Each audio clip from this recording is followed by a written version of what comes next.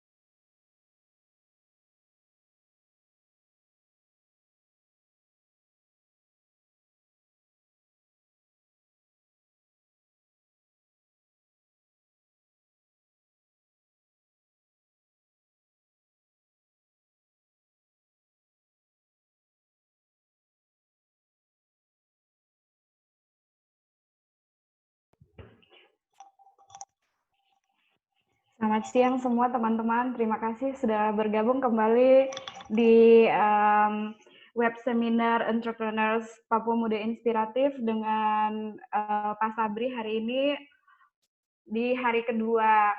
Kemarin kita sudah belajar bagaimana kita menyusun bisnis plan, bagaimana kita mengubah ide menjadi eksekusi. Hari ini kita akan belajar lebih praktis lagi.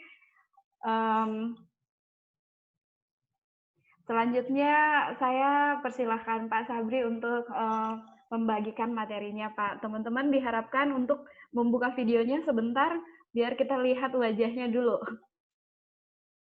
Oh, ada yang di dalam mobil. Hai Kak Sarah. Hai semuanya. Oh, ini ada yang belum mandi.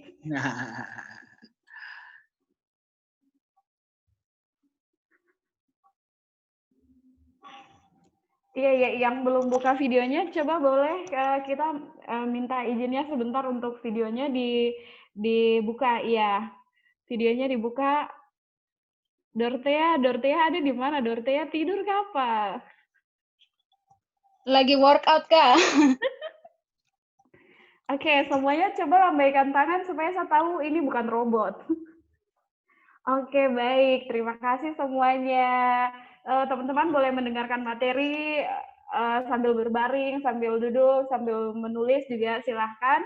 Kita persilahkan Pak Sabri untuk membagikan materinya. Silahkan, Pak. Ya, makasih. Bismillahirrahmanirrahim. Assalamualaikum warahmatullahi wabarakatuh.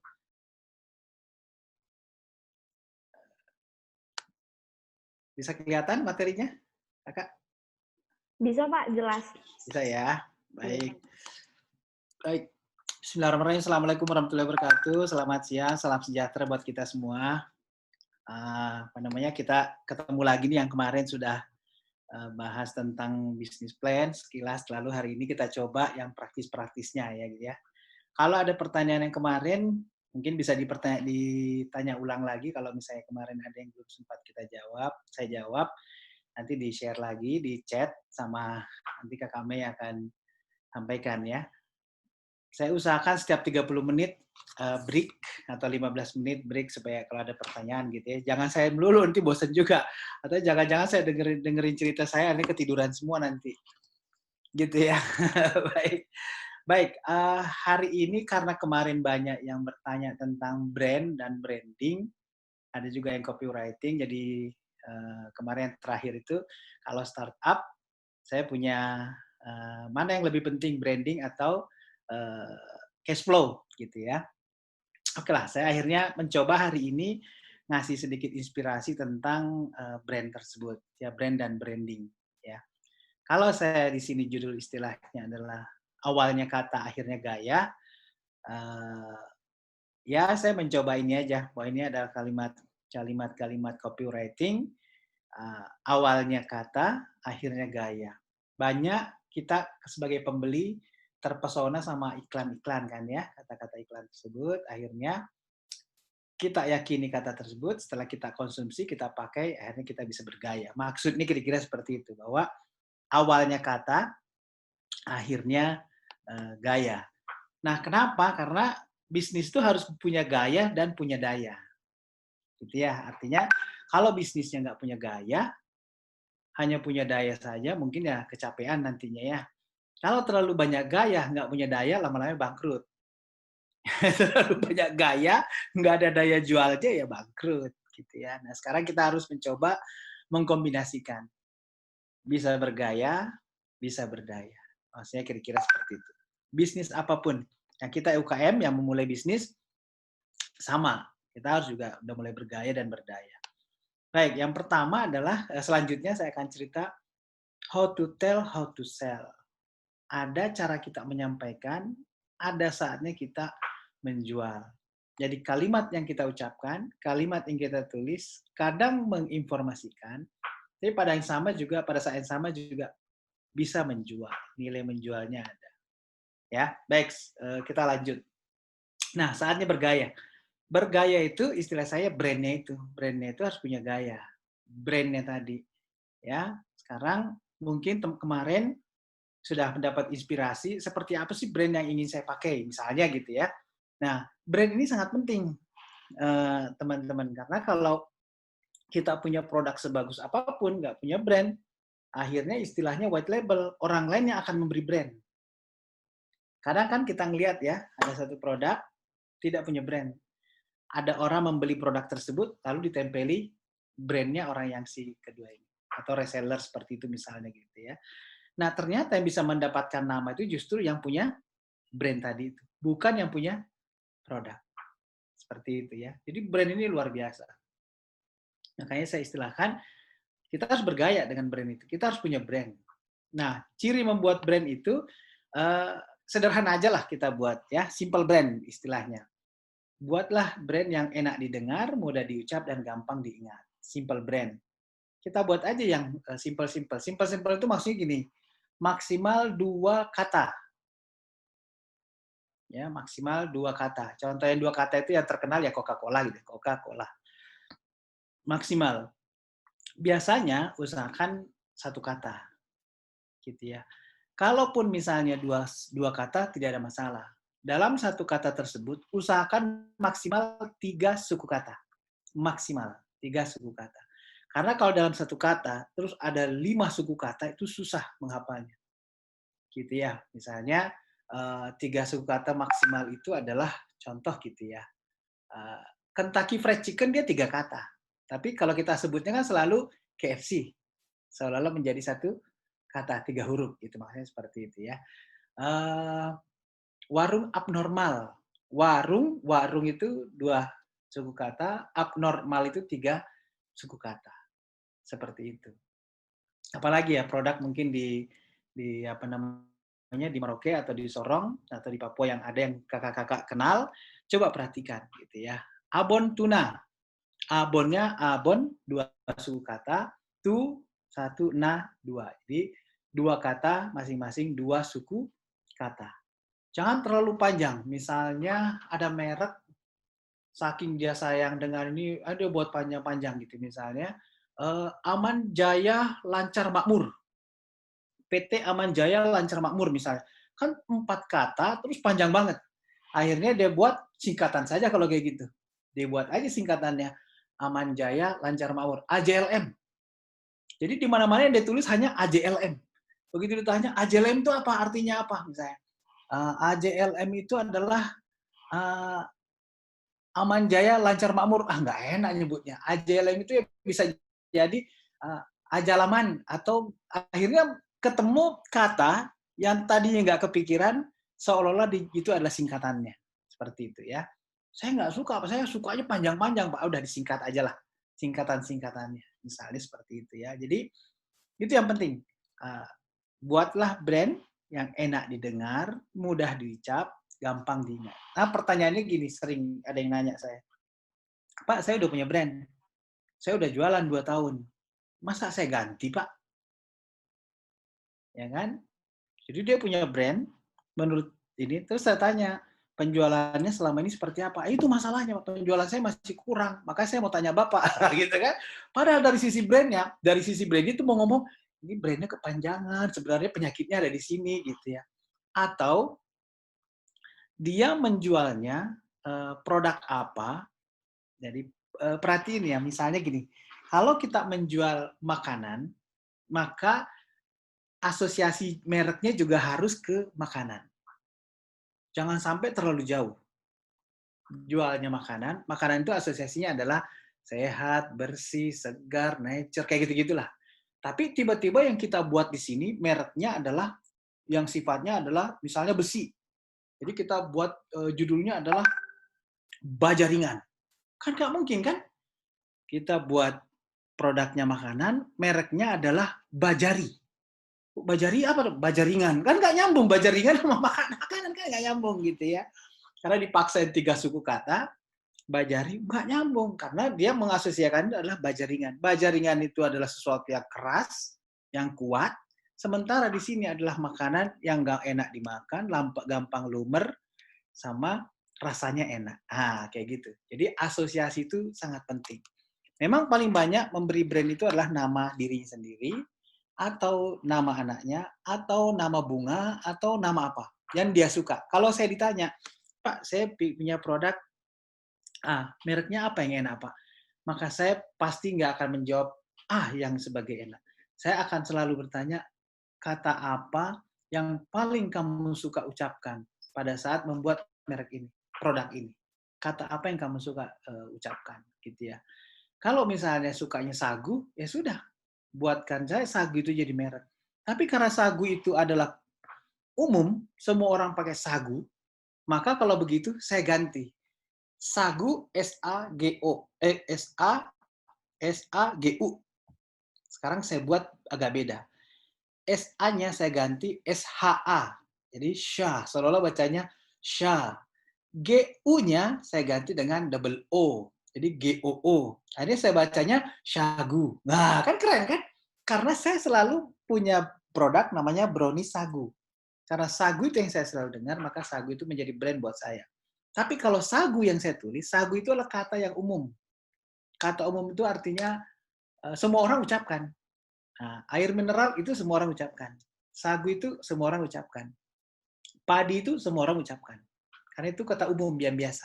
Jadi kalau kita buat ajukan ke hak paten nanti dia bilang ini adalah kata yang umum. Nah, kan ditolak pasti. Nah, supaya dia menjadi tidak umum, tadi itu sagunya saya ganti SA tambah H, Sya, G-nya menjadi OO. Meskipun bacanya sagu juga, tapi tulisannya kan orang lihatnya syagu. Wah, kan keren kan? Seperti itu. Jadi itu adalah ide-ide untuk membuat brand yang simple, gitu ya. Nah, kenapa ini ada teori nih si Om Seth Godin? Kenapa saya selalu mengambil Seth Godin? Karena bagi saya ini adalah pakar marketing yang cukup unik, gitu ya. Dia adalah blogger, dia suka nulis aja. Bahwa seseorang itu tidak membeli produk atau layanan kita, tetapi yang mereka beli adalah relation, hubungan baik kita, ceritanya, story, dan magic, sesuatu yang dia dapatkan. Sesuatu yang wow dia dapatkan. Kalau saya makan keripik, katakanlah di produk terkenal apa di Merauke, misalnya gitu ya. Atau Kakak Mei mungkin punya bisa ngasih saya contoh snack yang paling terkenal dari Papua. Snack Keripik apa? keripik Keripik keladi keripik keladi. keladi. Keripik keladi misalnya kan. Nah, kalau keripik keladi ini, yang mana yang akan saya selalu ingat? Pasti ada, kalau ada 10 pilihan keladi, keripik keladi yang sama, maka akan ada 1-2 yang akan saya selalu ingat. Satu, dari mananya, dari rasanya, pasti kalau semuanya nggak punya merek, yang saya pilih pasti yang rasa kan. Kalau saya suka pedas, ya saya cari keripik keladi yang rasa pedas. Atau asin, atau keju, atau mayones, atau apa.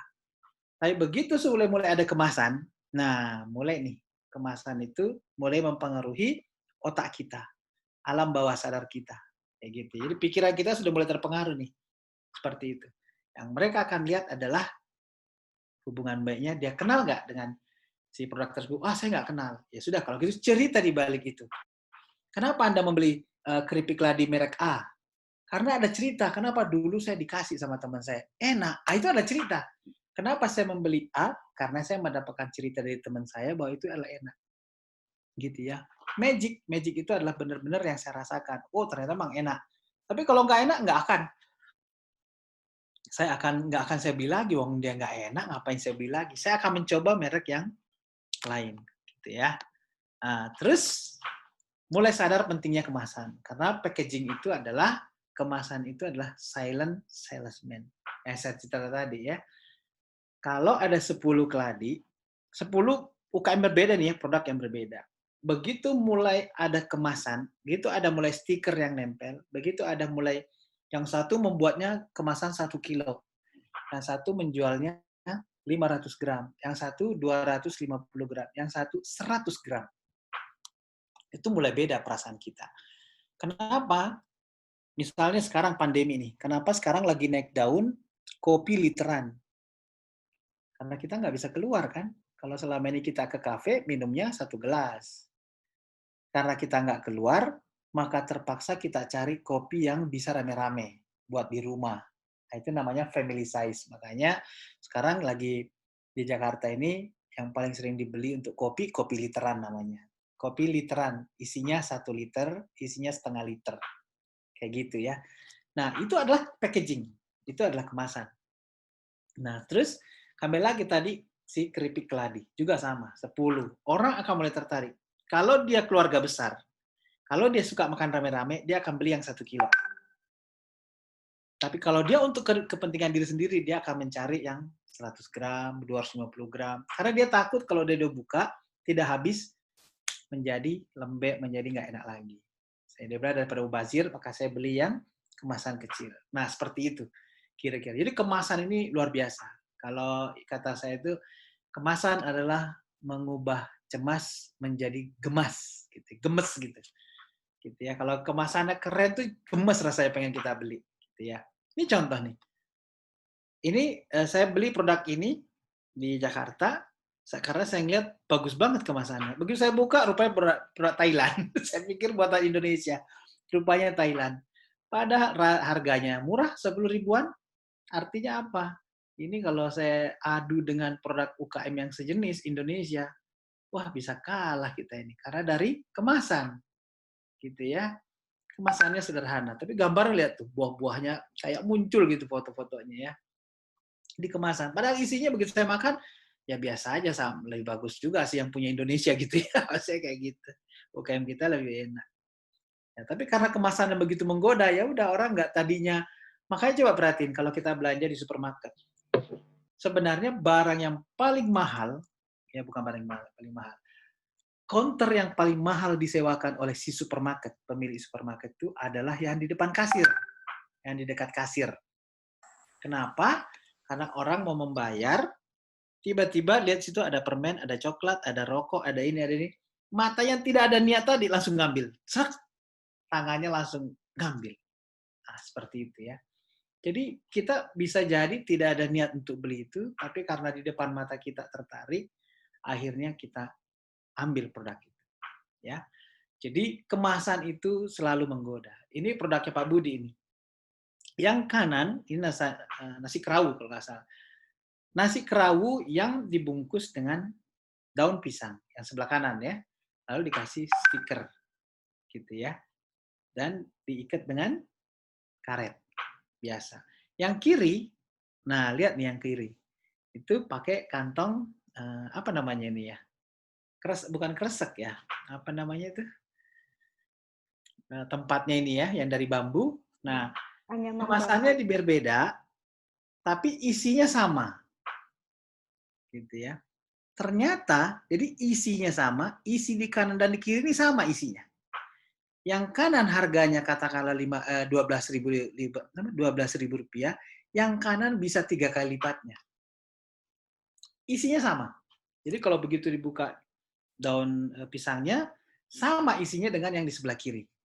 Tapi kita membeli mahal yang sebelah kiri karena kemasannya. Seperti itu. Ya, itulah pentingnya kemasan. Jadi kemasan ini kadang apa ya? Kalau istilahnya menggoda gitu ya. Seperti itu. Nah, ini juga sama. Ya, ini contoh kemasan yang lain. Kalau ini kekuatannya dari cerita. Jadi di Jogja ada gudeg pawon, bukanya tengah malam. Untuk ke situ harus antri. Baru kita bisa menikmati gudegnya. Nah, ini adalah cerita tadi. Cerita itu yang membuat kita mau antri. Gitu. Bayangin, dia bukanya setengah 9 malam, kita udah harus antri jam 8 malam. Karena kalau tidak, kita nggak dapat posisi, bisa-bisa kita nggak dapat. Gitu ya. Jadi karena dia hanya menjual sehari misalnya hanya 200 porsi. Sudah, 201 udah nggak ada. Begitu kita antrian ke 201, ya dia nggak mau tahu. Udah habis Pak, besok lagi kalau mau. Selesai. Dan dia jaga seperti itu. Mungkin ada yang bertanya, kenapa sih kita mau di situ padahal kita disiksa? Disiksa ngantri lama, belum tentu dapat.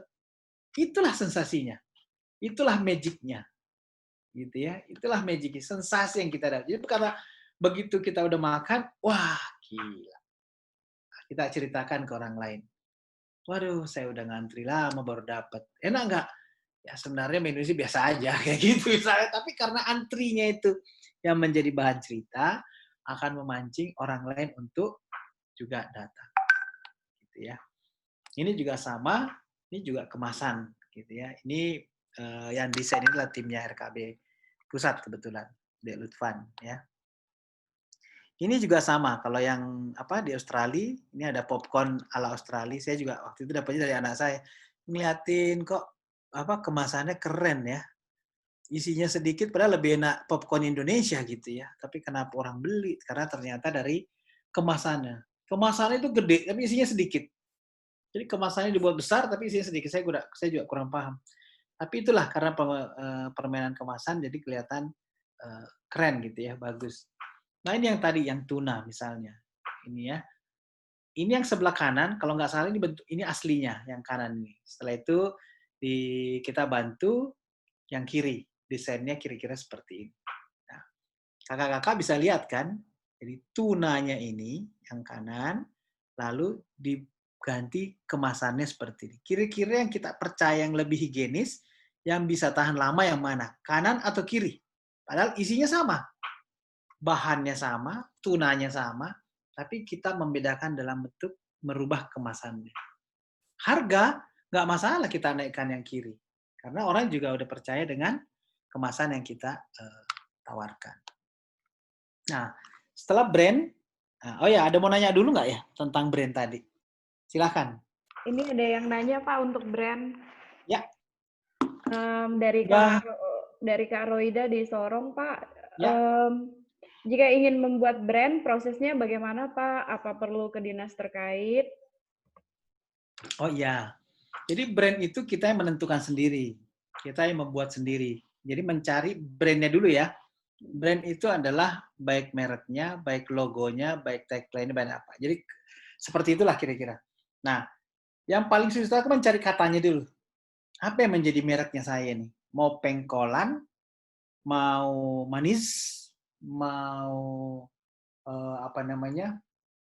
saya cari merek apa yang kira-kira enak gitu ya. Merek super, merek zubaz jadi kalimat-kalimat sekarang itu kan kalau biar agak keren pakai Z, ya kan ya.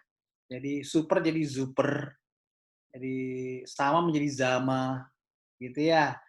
Sapa menjadi zapa. Kan kelihatan keren tuh Z-nya kan. Karena pengen keren gitu, pengen bahasanya bukan bahasa Indonesia, tapi kedengaran dari luar. Pengen ke barat-baratan. Orang Indonesia kan paling suka yang ke barat-baratan gitu ya. Nggak masalah sih, namanya juga merek gitu ya. Nah, silahkan pilih itu dulu, tentukan dulu itu. Setelah kita udah dapat, kita Google. Sekarang kan ada Google, kita tinggal klik. Ada nggak samanya dengan kata yang kita pilih itu? Khawatirnya kita disorong, terus begitu saya Google, oh ternyata ada merek yang sama disorong juga. Itu malah saya nggak tahu ternyata disorong. Nah, kan sayang ya, kita udah buat, ternyata sudah ada yang menggunakan. Nah, kita cari lagi. Kalau kita sudah dapat kata apa yang menjadi merek yang akan kita pakai, brand yang akan kita pakai, baru kita urus ke dinas, gitu ya, dinas setempat, baik izinnya, PIRT, NIB, apalagi itu ya, NPWP dan segala macam lah gitu ya. Sampai hak paten. Kalau kita menganggap saya mau patenkan merek ini karena mumpung belum ada yang pakai, saya mau pakai. Nah, itu the next gitu ya. Tapi yang paling susah itu adalah mencari di awal. Susahnya itu karena gampang-gampang susah sebenarnya ya. Karena kadang terlintas mereknya apa gitu ya. Nah, seperti itu kira-kira. Ada lagi, Mai? Itu aja Pak sejauh ini. Baik, jadi brand itu adalah nama yang ingin kita berikan kepada produk kita. Kalau kita punya anak, suami istri berdebat itu. Nanti nama anak kita siapa? Kan lagi di kandungan gitu ya. Sibuk, kata dokter di USG, ini cewek nih. Kata suaminya, kayaknya sih bukan cewek, nggak yakin saya cowok gitu ya. Udah, akhirnya mereka menetapkan 2 nama. Ini kalau cowok namanya ini, nama cewek namanya ini. Seperti itu ya. Karena saya suka novel Harry Potter, kalau dia cowok saya kasih nama Harry Potter, gitu ya. Tapi Potternya jangan ini, agak beda sedikit. Akhirnya saya kasih nama Harris Potter. Nah, seperti itu misalnya gitu ya. Kan sudah mulai mencari nama tuh. Produk pun juga sama kan. Anggaplah bayi itu yang mau lahir produk yang mau kita lahirkan, kita cari namanya, mulai sekarang kita cari. Gitu ya. memang kalau ada juga kayak gini, kalau di luar, karena ini bahasa ya, kalau di luar negeri itu kan misalnya bahasa Perancis. Bahasa Perancis itu kan agak susahnya dipelajari karena mereka ada, oh ini bahasa jantan, ini betina. Oh kursi itu jantan atau betina? Meja itu jantan atau betina? Saya sendiri ke sana bingung juga, saya kok pakai begitu-begitu ya. Karena kata itu ada jantan, ada betina. Nah kalau di Indonesia, kalau kita tuh melihat gini aja, feminim. Feminim itu biasanya berarti kemilau, kemayu, cantik, anggun. Nah, itu feminim. Biasanya kita tempelkan kepada produk-produk fashion. Ya kan? Tapi kalau misalnya yang kuat, satria, gagah, perkasa, misalnya itu kan yang jantan gitu ya, maka kita tempelkan ke produk-produk yang sifatnya kayu, sifatnya besi, bangunan. Nah, kita pakai ke sana. Nah, kira-kira seperti itu. Jadi makanya sekarang produknya apa dulu nih? Mau dibuat feminim atau mau dibuat lebih jantan. Seperti itu juga kalimat itu agak beda. Karena jangan sampai produk kita adalah jantan, kuat, tapi kita beri nama feminim. Nggak nyambung kan? Seperti itu. Jadi produk kita ini sebenarnya sangat kuat. Semen misalnya. Kita membuat batu bata, industri batu bata. Kan batu bata itu kuat. Nah, jangan sampai kita memberi nama yang feminim. Feminim itu maksudnya terlalu kewanitaan. Orang bilang, loh kok berilah bata anggun kami. Itu bata kok anggun ya?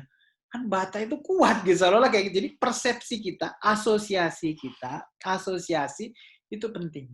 Seperti itu. Ya, dulu saya pernah ingat itu di di Bau-Bau. Jadi ada produknya itu adalah rengginang. Nah, kalau rengginang kan makanan dong ya, makanan-makanan snack. Waktu itu karena ibunya dia suka Arab gitu ya, maka dia memberi brand yang Arab. Terus saya, Pak gimana Pak menurut Bapak? Saya bilang mereknya gini aja deh, merek ibu ini saya tutup nih. Produknya apa saya sembunyikan. Sekarang kalau saya sebut kata ini kepada orang lain, kepada audiens yang ada, asosiasi Bapak apa? Nih, ini ada merek nih, gitu ya. Misalnya katakanlah Mubarak gitu. Terus Bapak yang satu menyebut Mubarak itu umroh, Pak. Oh. Bapak, Mubarak itu apa? Mubarak itu berkah. Itu adalah model apa gitu ya. Nggak ada satupun yang menyebut itu adalah rengginang. Jadi semua mengasosiasikannya beda, gitu ya. Nah itu maksud saya. Jangan sampai kita membuat merek, tapi diasosiasikannya beda oleh pasar, gitu ya. Oke, lanjut lagi, Mei atau gimana? Oke, lanjut ya. Baik, sekarang kita lanjut ke branding. Saatnya kita berdaya. Kalau tadi sudah gaya, sekarang dayanya seperti apa? Brand tadi harus kita hidupkan, ya, dari mata turun ke dompet. Kemarin kan selalu cerita itu ya. Bahwa kita penting dari mata turun ke dompet. Kalau cuma dari mata turun ke hati, kapan dibelinya ya? Kita butuh pembeli itu menarik dompetnya, mengeluarkan uangnya dan kita bayar. Dan dia bayar ke kita. Dia beli produk kita. Kita butuh itu. Karena itu cash flow. Ya. Copywriting, ini ya. Ini sebenarnya di Indonesia sih sopir-sopir truk itu lebih jago daripada saya. Saya juga belajar ke mereka ya. Sopir-sopir truk itu kan selalu nulis lucu-lucu tuh di belakang baknya kan ya. Jangan ngaku cantik kalau belum pacarin pria beristri. Misalnya ini misalnya saya ngambil aja jadi kan nakal-nakal juga kata-katanya kan ya. Di rumah pakai masker, di rumah pakai daster, keluar rumah pakai masker. Nah, kayak gitu. Jadi ker-ker gitu ya. Atau pakai masker biar nggak angker. Misalnya kayak gitu. Nah, itu adalah kalimat-kalimat copywriting namanya. Itu adalah kalimat-kalimat untuk yang menggoda, yang bisa menghidupkan produk brand kita tadi itu. Kenapa? Karena marketing itu adalah kontes for people attention. Menarik perhatian orang. Itu adalah marketing. Kalau kita tidak mampu menarik perhatian orang, bisa-bisa produk kita dilibas oleh pesaing kita. Gitu ya. Nah, apa itu kreativitas? Ya itu. Kalau dia tidak menjual, ya berarti tidak kreatif. Segampang itu sih kalau kata David Ogilvy ya. Jika Anda membuat sesuatu yang tidak ada nilai jualnya, maka itu adalah Anda belum kreatif. Gitu ya. Nah, ini juga contoh laundry nih. Hubungan yang ternodai terkadang berawal dari noda baju. Karena itu bawalah ke cuciku laundry, misalnya gitu. Ini kan kalimat-kalimatnya agak-agak nakal lah gitu ya. Jadi seolah-olah kalau ada noda lipstick, hati-hati, ntar kelihatan sama ibu gitu ya. Segeralah bawa ke cuciku laundry. Ini juga punyanya Gojek awal-awal nih. 3.018 langkah menuju martabak paling enak dekat sini. Ini saya nggak kebayang idenya ini ya. Siapa yang mengukur 3.018 langkah itu siapa? Kan nggak bakalan ada. Tapi karena menghitung 3.000 itu langkah itu jauh, terus dia ngomong kan, ya udah mending di GoFood aja, pesan aja pakai GoFood daripada ada jalan kaki. Kayak gitu. Nah, ini kan copywriting atau iklan-iklan yang mampu menghidupkan mereknya GoFood itu. Gitu ya. Kalau kata guru saya, nggak ada copywriting, nggak ada jualan. Kayak gitu. Ya. Ini contoh, ini juga pernah saya buat di Kerinci, aroma sedap kualitas tinggi adalah jaminan sepenuh hati. Inilah khas kopi Kerinci. Ini adalah cara-cara, ini udah mulai masuk ke teknis gitu ya. Kalau ada yang teknis narasi, jadi bercerita panjang, ini adalah Toraja, karena kopi itu berkelas, maka kita buat juga kalimat-kalimatnya yang berkelas, seperti itu. Ya. Ini juga sama, demi menjaga keaslian aroma, kami merawat setiap biji kopi sepenuh cinta. Wah, karena kalau kopi itu kan identik dengan cinta, identik dengan rindu, identik dengan sesuatu yang indah-indah. Katanya seperti itu, kopi itu ya. Saya bukan penikmat kopi soalnya, jadi saya kalau habis minum kopi langsung sakit perut, jadi saya nggak minum kopi. Tapi saya suka cerita tentang kopi, gitu ya. Lalu ini juga sama, kalau ini apa tips narasi. Nah ini, tadi pagi bilang saya sharing juga ya ke beberapa UKM. Ada UKM yang bertanya, Pak gimana cara membuat copywriting yang gampang? Ini contoh yang paling kiri ini paling gampang. Ya, ada gambar bapak, ibu, anaknya sama tante. Berarti ini saudaranya kali ya. Terus foto ini lalu dituliskan buat seperti ini aja. Suka, udah. Bayangin, orang langsung mengasosiasikan bahwa satu keluarga itu suka dengan produk saya. Waktu itu saya buatin untuk Nadatiza. Sekarang ibu ini brownies-nya ditarakan luar biasa. Ya, jadi cuma ini aja, namanya tips satu kata. Nah, kalau yang udah mulai agak panjang, kanan ini. Selalu gak sabar untuk menikmati manisnya brownies Datiza, misalnya seperti itu ya.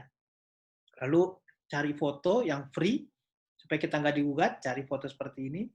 Wah, orangnya kayak wow gitu ya. Nah, baru menuliskan produk kita. Ini adalah contoh-contoh branding. Bagaimana menghidupkan brand kita. Ibu ini brandnya adalah Datiza, brownies Datiza. Ya, Anna Datiza. Ini misalnya hijab, percantik auramu dengan menutup auratmu. Terus sempurnakan cantikmu dengan buku, misalnya kayak gitu-gitu ya. Jadi produk itu disuruh bercerita, kayak gitu ya. Nah, terus ini, roti ketawa misalnya, baru satu sudah ngakak, apalagi makan dua, coba. Karena namanya roti ketawa, berarti kalau roti ketawa berarti yang lucu dong. Kalimatnya kita ambil yang lucu-lucu. Tapi bisa juga tidak lucu. Ambil yang kanan ini, gambarnya orang lagi mutung, lagi marah, lagi kesel, lalu kita tulis, beginilah efek jika belum makan roti ketawa. Karena produknya adalah ketawa kan, roti ketawa. Kayak gitu ya. Ini adalah satu tips juga. Lalu ini yang lebih serius ini, cara mudah awet muda. Cara mudah awet muda adalah tertawa. Hahaha. Biasakan makan roti ketawa 3 kali sehari, dijamin suka. Foto produknya cukup satu. Jangan difoto semua rotinya. Ini kan onde-onde ya. Kalau di Papua namanya apa nih kakak? Ini kakak Mei. Sama Roti Pak, apa namanya? onde-onde. Ah, onde-onde ya? Onde-onde. Iya. Ah, onde-onde. Kalau di Siantar namanya roti ketawa. Namanya. Karena dia kan terbelah toh. Jadi kayak ketawa kan. Nah, sorry, namanya roti ketawa. Karena dia ketawa, maka kita cari kalimat-kalimat yang lucu-lucu juga. Karena kan ketawa kan. Maaf. Nah, kita buat seperti ini.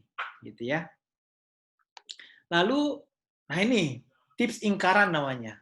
Nah, ini tidak semua wanita suka yang panjang. Maksudnya rambut panjang, jangan mikir yang lain-lain gitu ya. Ini adalah untuk tukang cukur. Kayak gitu misalnya. Ini kan menggoda-menggoda semua kalimat-kalimatnya ya. Ini tips utak-atik kata. Rumah harum itu murah. Karena RUMAH dibolak-balik kan harum, murah kan? Ini sama nih, satu kata ini huruf-hurufnya sama, tapi diputar-putar. Rumah diputar jadi harum, harum diputar menjadi murah. Ini adalah jualan parfum. UKM produknya parfum. Ini adalah kalimat-kalimat untuk branding ya, yang gampang-gampang. Ini saya kasih yang simpel-simpel aja. Ini tips metafora.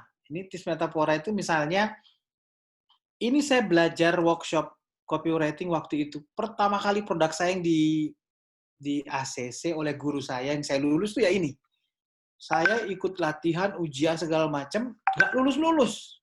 Jadi teorinya saya tahu, begitu saya tuangkan dalam bentuk aplikasi, gagal. Ya, ini ada produk namanya sambal dayak dari Tarakan. Lalu saya menggunakan tips metafora. Metafora itu adalah mengandaikan.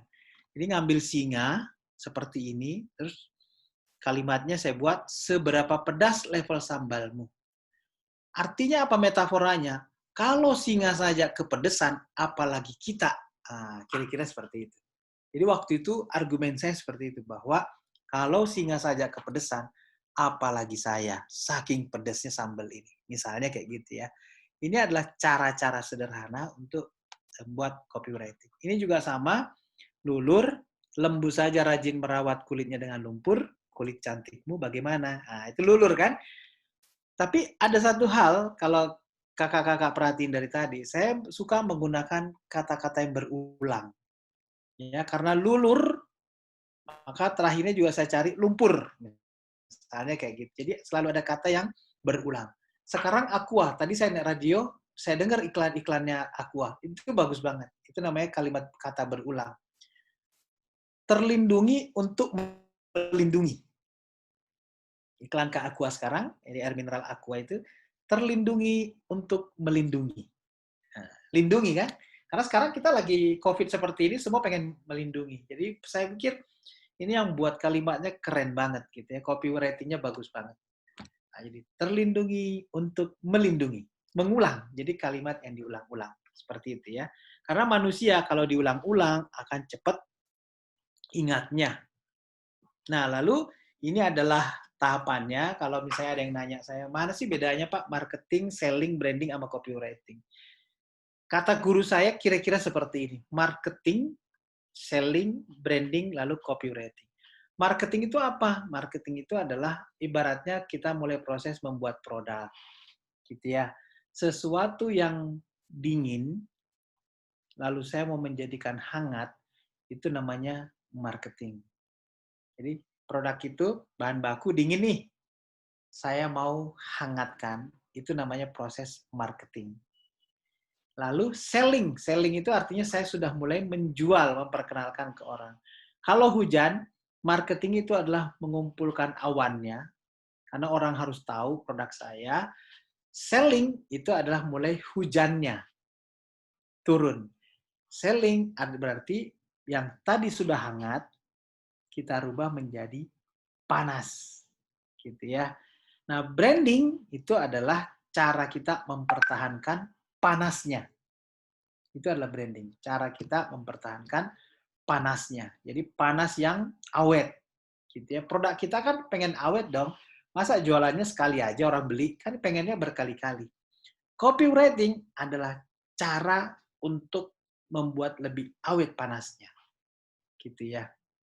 Bisa jadi tadi brandingnya panas pakai kompor gas. Nah, lama-lama gasnya habis. Nah, kita ganti dengan batu bara. Itu copywriting itu adalah itu. Jadi batu baranya habis, kita ganti dengan kayu. Kalau yang habis dengan minyak tanah dan seterusnya. Itu adalah copywriting sudah masuk ke ranah kreativitas kita supaya produknya tetap laris, tetap panas gitu ya. Baik, yang terakhir dari sesi ini adalah ribuan lembar buku renang yang Anda baca nggak ada gunanya tanpa nyebur ke kolam yang sesungguhnya. Jadi kira-kira kalau kita mau belajar kayak gini, webinar dan segala macam, kita banyak ikut webinar, tapi kalau kita tidak pernah mencoba, tidak pernah berenang, ya buku renang mah gampang kan, cara berenang yang bagus, ini tahan apa, begitu nyemplung udah tenggelam. Kalau nggak ada yang bantuin, nggak ada yang ngajarin teknik pernapasan dan segala macam, ya tenggelam. Saya kemarin dari jam 4 hampir ini saya ya kena arus, rupanya arusnya kuat. Padahal sementara saya tidak bisa berenang dengan bagus. Nah, contohnya seperti itu ya, ribuan lembar buku renang yang Anda baca, nggak ada gunanya tanpa pernah nyebur ke kolam yang sesungguhnya. Jadi, saran saya, apa yang saya, meskipun singkat tadi, brand, ayo kita coba belajar memilih, menentukan brand itu seperti apa. Lalu yang kedua, setelah punya brand, bagaimana menghidupkannya dengan copywriting. Oke, Kakak Mei, yang untuk materi sesi ini sekian, nanti ada lagi setelah ini ada. Ya, mungkin ada pertanyaan tentang brand dan branding. Silakan. Baik, kakak-kakak yang ingin bertanya boleh melambaikan tangan atau boleh di chat di room chatnya. Kita istirahat. Kalau ada yang bertanya, silakan. Nah, itu Iya, udah ada kalau chatnya ya? mana Pak? Belum ada. Iya, materi hari ini akan kami share ke kakak-kakak sekalian. Silakan, kalau ada sambil saya mempersiapkan yang materi berikutnya. Baik, baik Pak. Teman-teman yang mau bertanya boleh itu di emoticon kecil yang di bawah situ ada bagian reaction, ada untuk melambaikan tangan, boleh klik di situ atau bisa langsung chat di room chatnya. Oke, Kakak Mei, ini kelihatan materi saya yang kedua? Belum Pak. Oh, belum ya? Sebentar. Ini apa ya? Kenapa ya? Sebentar. Oh iya, saya belum. Materinya tunggu pertanyaan. Oh, silakan. Enggak Pak, tidak ada. Belum ada Tanya, pertanyaan. Tadi silakan. cukup jelas. Saya takutnya malah ngantuk nanti. Oh ini Pak ada yang menjadi isu seksi di kalangan entrepreneur nih Pak. Ya. Bagaimana cara mempertahankan produk kita yang memang sudah laris di pasaran? Soalnya lebih susah mempertahankan daripada baru memulai gitu Pak. Betul. Makanya salah satu caranya adalah kreatif menggunakan copywriting tadi, gitu ya. Karena kalau kita tidak melakukan apa-apa, maka jangan kaget kalau pesaing kita lebih kreatif.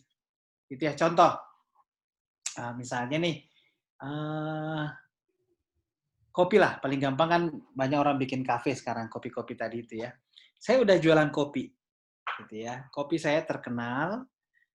Sekarang saya perhatikan, yang datang ke tempat saya memilih kopi saya itu seperti apa, gitu ya. Apakah orang tua semua, apakah ibu-ibu, apakah anak muda atau adik-adik. Saya harus amati selama setahun sampai 3 tahun, karena tadi kan bisnisnya udah lama. Dia udah bisa nebak nih, sebenarnya pasar saya, produk saya itu dikonsumsi oleh siapa. Kalau pengunjung kafe saya semuanya adalah misalnya nih ya, oh ternyata yang datang itu adalah pembeli kafe saya adalah bapak-bapak semua. Sekarang gimana caranya ibu-ibu mau datang ngopi? Seperti itu. Ya kan? Pertanyaannya adalah seperti itu.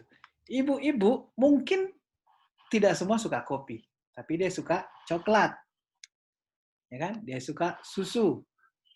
Maka yang tadinya jualan saya hanya kopi, maka mulai saya perkenalkan coklat. Minuman coklat. Saya mulai perkenalkan minuman susu, kopi susu, coklat susu, dan segala macam. Kenapa saya harus membuka peluang ini? Supaya bapak-bapak yang tadi datang itu mau mengajak istrinya datang. Maka saya akan membuat bahwa, Pak, Bapak nggak usah sendiri aja sama bapak-bapak, ibu-ibu juga boleh loh, Pak. Nah, ini ada coklat, ada ini, seperti itu. Gitu ya. Atau misalnya, belum mau juga, ya sudah. Akhirnya saya buat iklan saja. Setiap beli 2 gelas kopi, maka ada 1 gratis coklat untuk istri di rumah. Jadi 1 saya gratiskan untuk take away. Untuk apa? Dia bawa pulang ke rumah untuk keluarga di rumah. Jadi itu seperti itu. Setiap Bapak beli 2 gelas atau 4 gelas, maka saya beri 1 gratis coklat untuk dibawa pulang ke rumah. Tidak boleh diminum di sini, harus dibawa ke rumah. Misalnya seperti itu, harus dibawa, maksudnya keluar take away, seperti itu ya. Untuk apa? Itulah cara kita berpromosi supaya nyampe ke rumahnya. Mudah-mudahan bapaknya bawa pulang ke rumah, terus ngasih ke anaknya, ngasih ke ibunya, ini loh ada menu baru di kopi sana itu, coklat ini. Begitu, enak, ini so enak ini, saya mau ikut ke sana. Nah, mulai kan? Seperti itu. Jangan sampai karena kita udah melakukan laris, wah kopi saya laris. Sudah Pak, saya ini aja. Oh, nggak bisa. Gitu ya. Karena apa? Tetangga kita, penjual kopi yang baru, dia akan melakukan hal yang lebih kreatif. Seperti itu. Gitu ya. Jadi jangan takut untuk kreatif di situ. Nah, di tengah jalan, saya coba nih kan, misalnya coklat tadi tuh, saya coba. Oh, ternyata coklat itu responnya rendah. Ya sudah, berarti pembeli saya tidak cocok dengan kopi. Teh, ya sudahlah, teh saya coba. Oh, teh masih sosok. Apa yang membuat menarik lagi nih? Oh, jangan-jangan brownies. Kalau begitu, setiap beli 4 gelas kopi, saya beri hadiah 1 potong. Gitu ya. Jangan brownies sepanjang ini. Mungkin 1 kotak saja. Lalu saya kemas dengan bagus. Pak, ini hadiah untuk keluarga di rumah. Browniesnya. Jadi setiap dia selesai bayar, jadi browniesnya dia udah pesan 4 nih. Jangan dikasih di situ browniesnya. Pada saat dia membayar pulang, baru dikasih kue browniesnya. Pak, ini untuk keluarga di rumah. Silahkan dicoba. Nah, kalau enak, Bapak jangan lupa beli ke sini lagi, Bapak. Seperti itu. Jadi selalu ada cara untuk memancing pembeli kita untuk datang lagi, dan membawa orang lain untuk datang. Karena kalau yang datang hanya itu-itu saja, berarti pasar kita cuma 10. Kalau misalnya hanya 10 yang langganannya cuma 10. Padahal kita pengen 100. Bagaimana cara mendatangkan 100 itu adalah merangsang yang 10 tadi bercerita ke teman-temannya, membawa masing-masing 10 orang tadi ini membawa masing-masing buat 10 orang. 10 kali 10 sudah 100 kan? Kira-kira seperti itu. Itu adalah cara kita untuk mempertahankan bisnis kita. Kita harus berani inovasi di tengah jalan, terus kreatif juga di tengah jalan seperti itu. Karena kita bisa belajar dari perusahaan-perusahaan besar. Ya, makanya saya selalu belajar perusahaan besar, lalu apa yang bisa kita transformasi, kita ceritakan ke UKM. Gitu ya. Karena itu penting. Jangan sampai kita, wah dia kan perusahaan besar, punya uang banyak. Jangan lihat uang banyaknya. Idenya yang kita ambil. Kalau Starbucks saja berani 1 literan, ya kan? Lah masa UKM enggak? Oh, UKM itu udah biasa dengan literan. Nah, ternyata orang beli karena kemasannya. Masa kita nggak pakai kemasan juga dengan botolnya, botol plastik. Oh lihat, Starbucks itu botol plastik, dia kasih merek Starbucks. Ya sudah, botol plastik yang sama tak kasih merek punya saya juga. Untuk kopi saya misalnya seperti itu ya. Jadi karena kita ngelihat aja, oh dia berani melakukan itu, inovasi seperti itu. Sudah, saya pun akan punya inovasi yang berbeda. Kayak gitu ya. Itu adalah kira-kira dari saya tips yang tadi pertanyaan tadi. Itu pertanyaan sangat bagus. Gimana supaya bisnisnya itu umurnya panjang, lebih panjang lagi gitu ya. Nah, Baik, Pak. tadi Ini itu. ada lagi nih, Pak. Oh, silakan. Ini branding kita udah jadi nih. Bagaimana caranya kita menghidupi personal branding untuk mengembangkan produk brandingnya, Pak? Oke, lebih ke personal branding berarti ya pertanyaannya ya. Iya, Pak. Orangnya ya. Mm-mm. Oke, sekarang gini, era sekarang era sosial media gitu ya. Kemarin saya juga sempat cerita kan ya. Kalau kita punya akun-akun sosial media, manfaatkanlah sosial media kita. Kalau di sosial media, cuma masalahnya gini, hati-hati dalam bersosial media. Kalau saya rajin di sosial media memaki-maki orang, maka itulah personal branding saya. Orang mencatat, memahami apa yang tulisan saya, apa yang saya share. Kalau yang saya share itu adalah pagi nih misalnya saya tulis, aduh parah. Terus besok saya tulis lagi, kenapa begini? Terus besoknya saya, tidak adil. Terus besoknya lagi saya tulis semua hal-hal yang negatif. Padahal saya ingin membangun personal branding saya yang positif. Kan nggak nyambung. Gitu ya. Itu satu. Nah, hati-hati di situ. Karena kita harus memanfaatkan sosial media itu dengan sangat bagus. Makanya kalau UKM itu, saya sering minta seperti ini. Kalau dulu sebelum pandemi, usahakan posting itu maksimal 3 kali sehari. Kalau pandemi sekarang, maka saya menyarankan UKM itu mau posting 10 kali, 20 kali pun tidak apa-apa. Kenapa? Wong semua orang di rumah. Kenapa dulu hanya 3 kali? Karena orang bekerja di luar. Jadi begitu bangun pagi, langsung mandi, langsung berangkat ke kantor.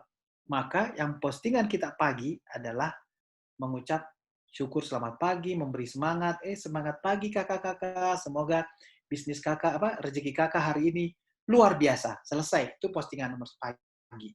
Lalu siang, saya sudah mulai jualan. Kenapa siang saya sudah mulai jualan? Karena orang sudah mulai istirahat di kantor. Gitu ya. Setelah itu, sore atau malam, saya posting lagi bahwa, wah syukur, puji Tuhan hari ini jualanku laris. Terima kasih kakak-kakak. Padahal yang saya buat cuma 5 buah. 5 buah laku kan laris juga kan? Laris itu bukan berarti harus 100 jumlahnya kan ya. Jadi 5 buah pun saya buat, puji Tuhan, jualan hari ini habis. Selesai. Sehingga follower kita yang membaca punya kita, melihat, jualan kakak hebat ya, habis ya. Iya, puji Tuhan, ini bagus sekali. Banyak yang suka, banyak yang mencari. Mulai. Besoknya kita seperti itu lagi. Jadi hanya boleh 3 kali. Nah, kalau sekarang, itu boleh.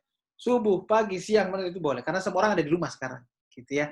Tapi postingannya sama. Kembali lagi, kita harus jaga etika. Etika itu pagi, misalnya, berdoa, mudah-mudahan kita semua diselamatkan dari COVID-19. Lalu pagi kita mulai lagi, kakak-kakak jangan lupa sarapan yang sehat ya. Vitamin C, vitamin E itu penting kakak. Buah-buahan itu penting. Nah, mulai kan? Karena kita saling mengingatkan. Siang baru kita mulai jualan. Kakak-kakak hari ini saya jual ayam geprek. Ayam gepreknya spesial loh karena ini pakai bumbu ini, jahenya banyak, kunyitnya banyak sehingga rempahnya banyak. Ini jauh lebih sehat. Nah, lalu sore kakak kita posting lagi bahwa sore itu biasanya ditemani dengan secangkir kopi atau secangkir teh. Jangan lupa di samping teh ada makan snack A, B, C misalnya seperti itu ya, jangan lupa. Jadi terus malamnya sama lagi. Puji Tuhan hari ini kita masih diberi umur panjang sehingga kita bisa istirahat. Selamat istirahat kakak, semoga sehat. Siklus-siklus seperti itu, postingan-postingan kita seperti itu, orang akan membacanya, akan menjadi lebih tertarik, lebih positif dengan kita, gitu ya. Nah, itu adalah personal branding kita. Lalu yang kedua, itu sosial media. Sekarang apa yang kita pakai, gitu ya. Kalau misalnya saya pengennya personal branding saya mau dikenali sebagai apa, ya. Saya mau dikenali sebagai orang yang kalem. Tapi setiap saya cerita, cerewet saya, kan nggak nyambung. Saya pengen dikenali sebagai orang yang kalem, tetapi kalau saya bercerita, itu kayak nggak ada koma, nggak ada titik koma. Maka tidak nyambung kan? Berarti saya harus membuat image saya tadi itu bahwa saya harus dikenali orang yang lebih cerdas, lebih kalem. Nah, cara ngomong pun harus diatur. Cara berpakaian pun juga sama. Kita posting-posting hal-hal yang positif seperti itu. Kalau follower saya sedikit, maka saya bisa memanfaatkan akun orang lain, akun teman saya, atau saya pakai tagarnya, gitu ya. Kan kadang juga kita mention kan, misalnya ada katakanlah di Papua ada kakak yang punya follower 1000 misalnya, saya followernya baru 10. Gimana caranya saya bisa dikenali oleh followernya kakak yang 1000 tadi itu? Maka yang pertama saya lihat kakak itu rajin postingnya hari apa, jam berapa, lalu tagarnya apa. Dan saya mulai mention dia. Gitu. Oh, saya suka dia kata-katanya bagus. Ini banyak kata-kata puitis. Maka hari ini saya menulis quote tentang puitis, lalu saya mention kakak itu. Begitu kakak itu tertarik dengan mention kita dan dia mereplay saja, sekali replay saja, like, apalagi share ya, dia hanya like saja, maka seluruh followernya 1000 tadi itu akan melihat postingan kita. Berkat bantuan kakak yang punya 1000 follower tadi. Seperti itu. Ya. Nah, gimana caranya supaya kita akan dilirik oleh kakak yang banyak tadi itu? Ya kita ikuti gayanya dia, etikanya seperti apa. Gitu ya. Itu adalah membangun personal branding. Karena personal branding ini sangat-sangat penting. Ini pertanyaan sangat bagus. Kita ingin dikenali sebagai apa? Gitu ya. Kalau saya kuda zebra, mohon maaf ya. Saya adalah kuda biasa, Tapi orang lagi mencari kuda zebra, bukan berarti saya harus mengecat tubuh saya hitam putih menjadi kuda zebra. Untuk apa? Karena saya kuda. Yang orang cari kuda zebra silahkan, tapi saya tetap konsisten sebagai kuda. Kuda itu adalah pejuang, kuda itu adalah semangatnya luar biasa. Nah, itu yang saya jaga, gitu ya. Jadi tidak perlu saya meniru orang lain supaya saya menjadi seperti dia. Itu juga nggak bagus. Personal brand itu seperti itu. Tidak boleh meniru orang lain. Harus otentiknya kita. Harus aslinya kita. Kalau suara saya kecil begini ya, saya mau latihan gimana ya biar suaranya keras ya gimana ya? Oh baik bapak-bapak, ibu-ibu, hari ini saya akan kan jadi lucu. Pasti kakak Mel langsung pertama, bapak ini kayak robot, tidak usah ngomong. Nah, sudah kan selesai saya. Karena dianggap robot. Karena suara yang saya tampilkan adalah bukan suara asli saya, bukan personal brand saya. Gitu ya. Pertanyaannya sangat bagus. Ada lagi kakak? Cukup, Pak. Oke, baik. Nah, ini adalah sedikit tips. Ini juga banyak saya share ke UKM di era sekarang karena bagaimana sih mengoptimalkan handphone untuk mencari duit, gitu ya? Karena semua kita punya handphone, toh, ya kan? Nah, sekarang gimana caranya handphone ini bisa cari duit buat kita, gitu ya? Ini saya lompat-lompat, kebetulan kemarin udah kan. Nah, siasatnya seperti apa? Ini saya tulis waktu 2 apa 3 minggu lalu, saya diminta sharing ke komunitas pensiunan. Jadi waktu saya diajak oleh panitia, Pak, Bapak bisa berbagi di komunitas kami membuat reuni pensiunan gitu ya. Terus saya bilang, apa temanya Pak? Bagaimana mengisi masa-masa pensiun? Terus saya bilang, loh Bapak saya belum pensiun, bagaimana mau mengisinya? Saya nggak tahu. Oh tidak usah. Pokoknya bebas saja. Yang penting gimana caranya kita inilah apa menikmati hidup dah. Oh kalau gitu bolehlah. Gitu ya. Akhirnya saya ngasih seperti ini karena waktu itu ada bapak yang memprotes gitu ya. Jadi pesertanya itu, Pak kami ini sudah tua. Kami ini harusnya tinggal mencari amal pahala saja karena sebentar lagi mungkin nyawa kami dicabut gitu ya. Terus saya bilang, waduh ini kenapa nggak nyambung begini ya? Akhirnya saya cerita bahwa bapak ibu kita semua yang beragama pasti mikir ke akhirat gitu ya. Masalahnya bahwa adalah duit itu tak mampu membeli kebahagiaan. Kita pengen bahagia sampai meninggal. Ya, masalahnya kalau nggak punya duit, kita nggak bisa beli kopi untuk merasa bahagia. Itu masalahnya. Jadi sekarang kita ngomong akhirat, seolah-olah duit itu nggak penting.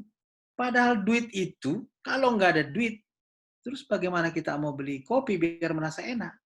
Bagaimana kita mau nyumbang masjid, mau nyumbang gereja, mau nyumbang ini kan? Sementara pahala itu dari sana kalau saya nggak punya duit.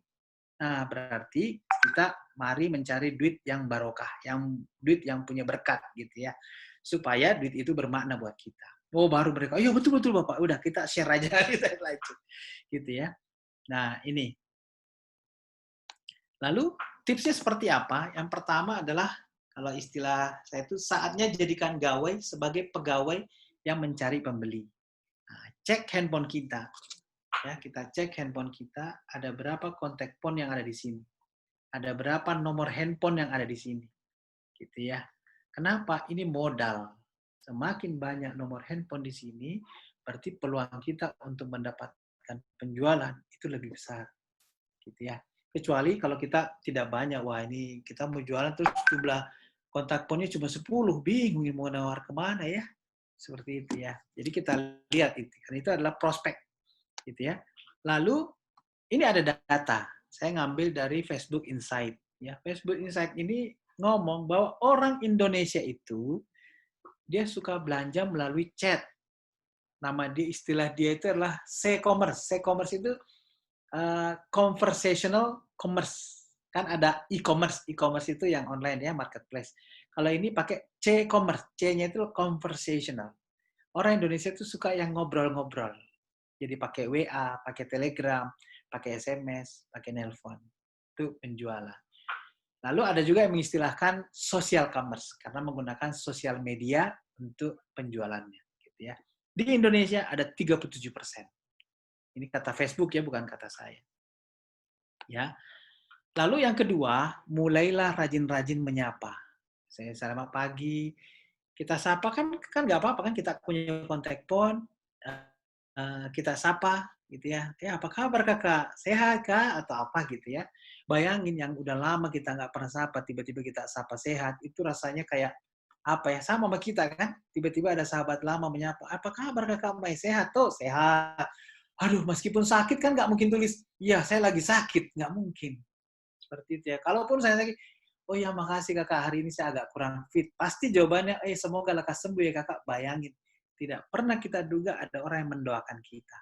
Itu maksudnya menyapa, menyapa, menyapa. Saya lagi siapin tulisan, ada ibu di balik sibuk. Gitu ya. Ada ibu di balik sibuk. Ada ayah di balik payah. Maksudnya gini, kalau kita merasa sibuk, coba ya, kalau masih punya ibu, teleponlah ibu. Ngobrollah sama ibu. Itu sesibuk apapun kita, itu rasanya bisa menjadi plong, bisa menjadi terurai kesibukan kita. Nah, saya tertarik gitu ya. Ada ibu di balik sibuk, benar nggak? Ya, SIBUK, ada ibu, ibu, IBU, ada ibu di balik sibuk. Artinya, kalau Anda sibuk, ingatlah ibu. Karena kesibukan kita yang tadi bikin suntuk, sakit kepala, bisa berkurang. Dan itu saya selalu buktikan. Kebetulan ibu saya masih hidup. Kalau saya lagi pening, lagi suntuk, saya telepon ibu saya. Mendengar suaranya saja udah rasanya, hilang masalah. Gitu. Ya, separuh hilang masalah. Kayak gitu ya. Baik, saya lanjut lagi ya. Jadi ini sapa. Hidup adalah cerita. Cerita tentang kehidupan. Bisnis butuh cerita. Gitu ya. Apa yang kita lakukan di sini? Ini kan saya juga cuma bercerita. Saya tidak sedang mengajari kakak-kakak semua. Saya sedang bercerita kepada kakak-kakak. Apa yang saya ceritakan adalah kisah-kisah orang lain. Kisah apa yang dilakukan oleh UKM yang lain. Kisah apa yang bisa kita pelajari dari orang lain. Gitu ya. Saya ceritakan ke kakak-kakak. Kalau sudah pernah dengar, ya alhamdulillah diulang-ulang. Kalau belum pernah dengar, ya itu menjadi mudah-mudahan bisa jadi inspirasi, gitu ya. Makanya saya pernah menulis di Makassar, di koran lokal Makassar, bisnis butuh pacarita. Pacarita itu adalah orang yang bercerita. Bisnis itu butuh seperti itu, ya. Bagaimana saya tahu kalau Raja Ampat itu bagus kalau hanya dari foto? Tapi tiba-tiba ada orang menceritakan ke saya, Raja Ampat itu luar biasa. Kalau datang ke Sorong, wajib ke sana. Misalnya seperti itu ya. Nah, maka saya pas Sorong ke Sorong kemarin, saya ke sana gitu, melihat Raja Ampat itu seperti apa. Gitu ya.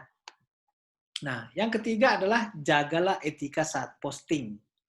Nah, kalau kita memposting, kalau kita punya jualan, itu hati-hati. Kita juga jaga etika lah ya. Jangan semua, kadang kan kita ada grup toh, kita ikut grup. Tiba-tiba rajin jualan aja. Jual obat sehat, jual obat kuat, jual obat ini. Lama-lama kita tendang juga orang itu kan. Jangan jualan di sini, kita mau silaturahmi, kita mau kumpul-kumpul. Kenapa jadi jualan? Misalnya seperti itu. Kita akan tidak senang sama orang itu. Begitupun kita kalau sebagai jualan. Pakai gaya dia, ditendang kita. Atau lama-lama grup itu langsung exit semua. Live. Terus kita ngapain gitu ya? Kita yang salah. Atau etikanya seperti ini. Bisa juga admin itu membuat kesepakatan. Karena di sini member ini toh ada kita dari beragam ya. Ada yang penjual, ada yang pembeli, ada yang pegawai, dan macam-macam. Kalau begitu, kita sepakati, kita boleh posting jualan jam 5 sampai jam 6 sore. Kalau dia ada yang posting di luar jam itu boleh di-delete oleh admin. Seperti itu. Untuk menjaga silaturahmi. Nah, itu juga bagus. Jadi grup-grup itu memang harus dibatasi. Kalau tidak, bablas. Ya, isinya nanti gosip semua kan cilaka juga kita. Kita mau cari pikiran positif, mau berbisnis yang ada semuanya adalah gosip. Wah, jangan bisnis ini. Ini bangkrut gara-gara ini. Ini rugi. Lama-lama tidak bisnis-bisnis ya. Seperti itu. Jadi bisnis itu pahit. Lupa, yang dijual adalah sayur pare. Pasti pahit kan? Karena yang dijual pahit-pahit semua. Sayur pare, apalagi yang pahit-pahit gitu karena obat kayak gitu. Terus yang satu temannya menulis bahwa bisnis itu manis. Karena yang dijual gula kan, jadi manis seperti itu. Udahlah kita ambil yang manis-manisnya aja lah, gitu ya. Jadi kita posting manis-manisnya saja. Berikutnya adalah mulailah mempromosikan produk. Nah, kalau perusahaan produk, jangan langsung dijual dijual ayam goreng harga sekian selesai. Jangan ya. Mulailah istilahnya pakai copywriting sedikit. Yang saya ajar di awal-awal tadi itu adalah caranya, gitu ya. Jangan merana karena mikirin corona. Lebih baik segera minum jahe merah biar badan segar dan tetap ceria. Minat langsung order sebelum kehabisan ke WA sekian bla bla bla bla bla. Seperti itu. Jadi ini adalah cara-cara yang mudah. Ini juga ada nih. Bapak ini jualan daging, tapi coba lihat kalimat-kalimat dia menjual dagingnya ya. Bismillah, cari solusi di tengah pandemi. Kali aja rezekinya ada di sini. Dia menggunakan copywriting dengan akhiran i, rima, namanya rima ya. Cari solusi i kan di tengah pandemi. I, kali aja rezeki itu i lagi, nya rezekinya di sini i lagi. Itu adalah teknik copywriting yang umum yang disukai orang karena menggunakan rima. Rima itu akhirannya a a a a a b a b a b b a a b b. Kalau bahasa Indonesia kita belajar rima seperti itu. Kalau pantun ya. Orang ini sama, sederhana aja cari solusi di tengah pandemi. Kali aja rezekinya ada di sini. Kali itu udah i sebenarnya. Rezeki di ekornya tapi diakhiri dengan di sini. I seperti itu misalnya ya. Jadi ini responnya luar biasa. Selanjutnya adalah, ini kalau ke RKB, nih saya jualan RKB. Karena RKB itu saya minta teman-teman di RKB itu membantu mempostingkan. Jadi produknya UKM itu dipromosikan oleh kakak-kakak yang ada di RKB. Dibantu pakai akunnya. Gratis, gitu ya, difotokan, lalu dibuatkan caption. Produk UKM pare-pare, biarnya dengan ukuran super besar. Bikin kamu ketagihan pas gigitan pertama. Nah, kayak gitu kan. Nah, seperti ini. Ini dibantu oleh kakak-kakak. Gitu. Ini PLN. Nah, ini saatnya tunggu order. Nah, lalu yang kedua, gimana sih membuat postingan tadi itu? Ini kelanjutannya ya. Kalau tadi 6 itu memanfaatkan handphone, sekarang kontennya. Yang pertama, usahakan foto produk yang bercerita. Jadi produknya harus ada foto, fotonya itu bisa bercerita.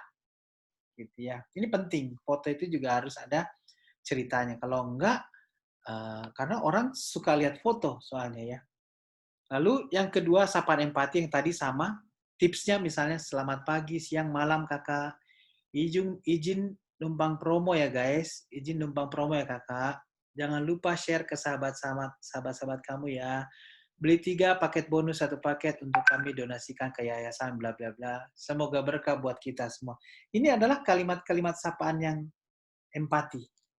Ya kan? Jadi tidak usah langsung dijual 10.000 3, siapa cepat dia dapat, selesai. Rasanya kurang ini juga ya. Orang-orang bilang, ini namanya jualan gitu ya. Kecap nomor 2 misalnya gitu.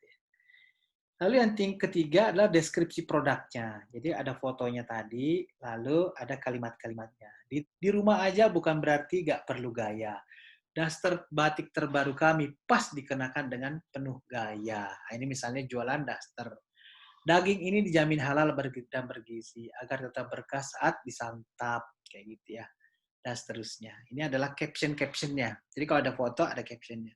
Lalu closing penawaran dengan bumbu waktu. Nah ini juga orang Indonesia ini unik, gitu ya. Yuk segera beli sebelum kehabisan.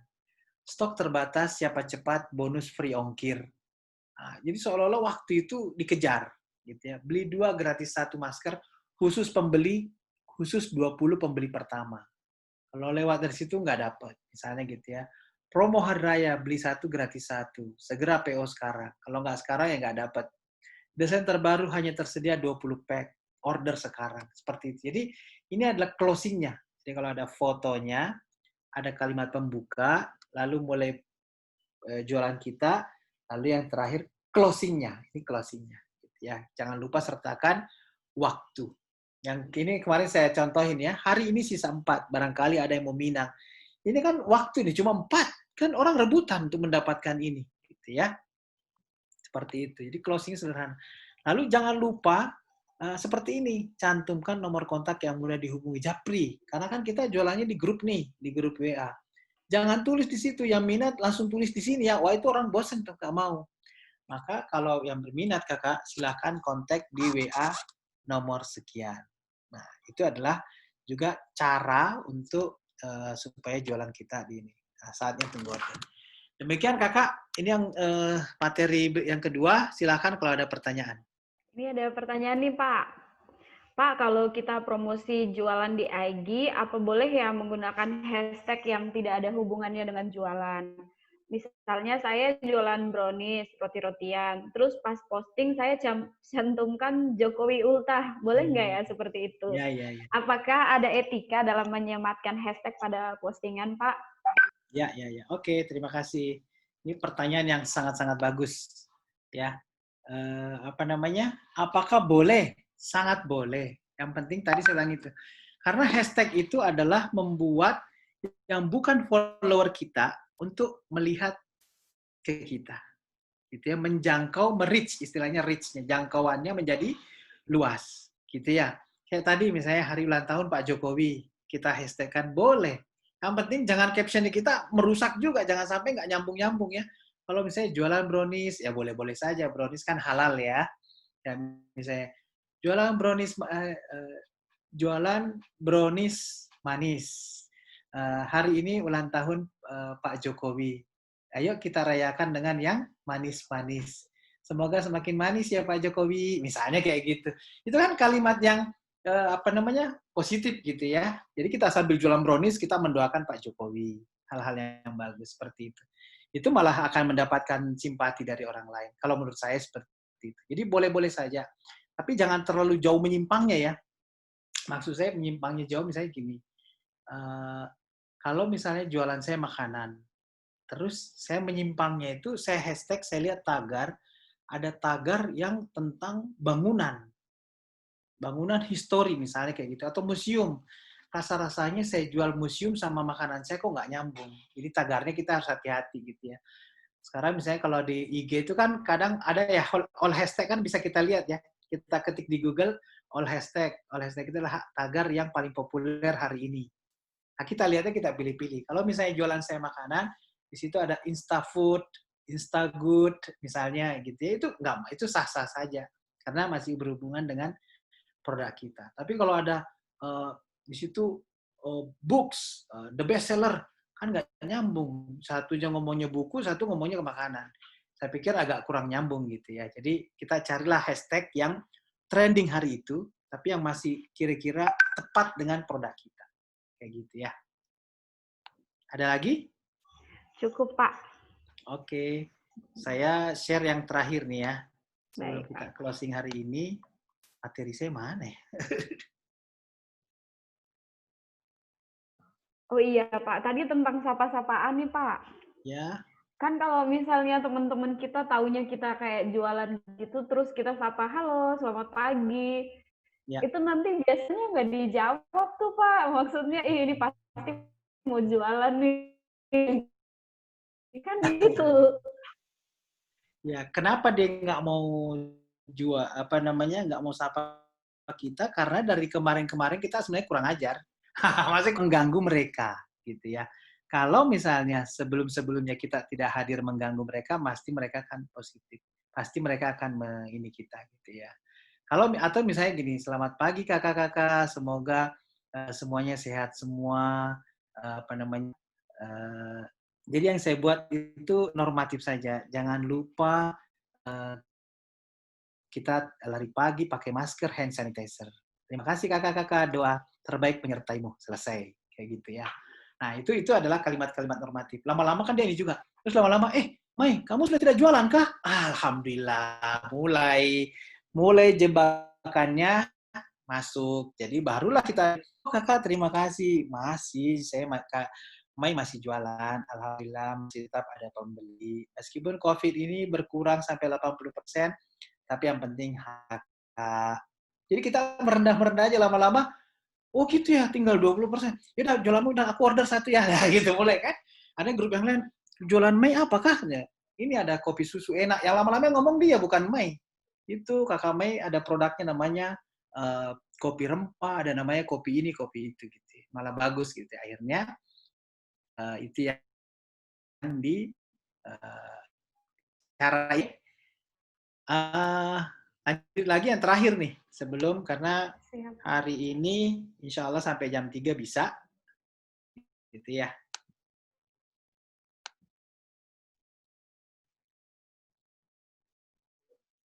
Oke, ini yang, nah, bagaimana menangkap peluang dan tetap unggul di saat sekarang, saat COVID-19, ya. Ini juga penting karena lagi corona. Kira-kira seperti apa kita bisa bisa tetap jualan lah di era sekarang, ya. Kalau ini 11 ini saya temukan dari cerita-cerita UKM juga, yang UKM binaan kami, gitu ya. Nanti kita lihat seperti apa 11 itu. Yang pertama, saatnya lah sekarang kita asah kembali anak panah. Maksudnya target pasar yang lebih tepat, kita bisa fokus di situ. Gitu ya. Jangan sampai selama ini jualan saya sebenarnya terlalu banyak menunya. Ternyata yang dibeli orang cuma ada 3 menu favorit. Ya sudah, kalau selama ini saya buat 10, sekarang saatnya saya cukup menawarkan 3 saja, gitu ya. Apakah produknya sudah sesuai target pasar, bagaimana kondisi pesaing, dan jenis produk mana yang paling laris. Itu contoh. Jadi saat yang tepat sekarang ini adalah untuk melihat produk mana yang paling diminati oleh pembeli produk kita yang mana, gitu ya. Contohnya ini adalah fashion, akhirnya ketemu pasarnya. Bahwa dia pun produk masker, tapi masker menjadi bagian dari fashion yang ditawarkan, gitu ya. Jadi tadinya jualan fashion, lalu dia buat masker, dia kawinkan antara masker dengan fashionnya supaya tetap serasi, gitu ya. Lalu yang kedua, pemanis tanpa gula. Ini di kondisi sulit seperti ini, kemasan. Maksud saya itu kemasan. Kemasan ini adalah pemanis, gitu ya. Tetap dicari orang. Jadi bagaimana bentuk kemasan kita saat ini? Apakah sudah menarik atau belum? Desainnya seperti apa? Apakah unik atau tidak? Ini contoh plan salesman, gitu ya.